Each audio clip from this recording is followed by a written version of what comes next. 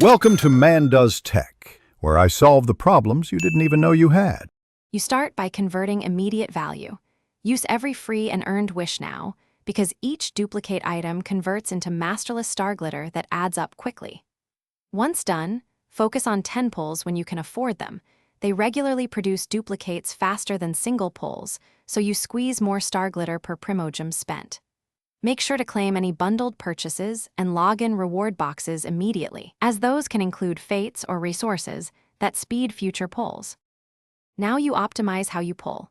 Pick banners strategically so you don't accumulate useless duplicates of the same limited character, which lowers efficient Starglitter gain. Once you have extras, convert 5-star duplicates and unwanted weapons into Starglitter at the shop. This is how you intentionally turn pulls into currency.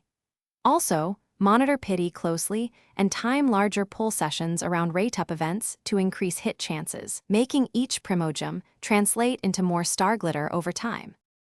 To finish, prioritize using Masterless Starglitter to buy a quaint or intertwined fates when you need pulls, and reserve leftover for targeted banner purchases. That ensures immediate value. Once done, check event and limited time shops routinely since they sometimes offer alternative conversions or items you prefer.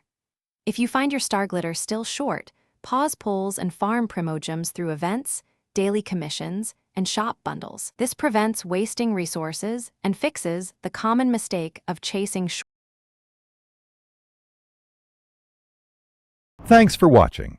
If you found this helpful, don't forget to like and subscribe.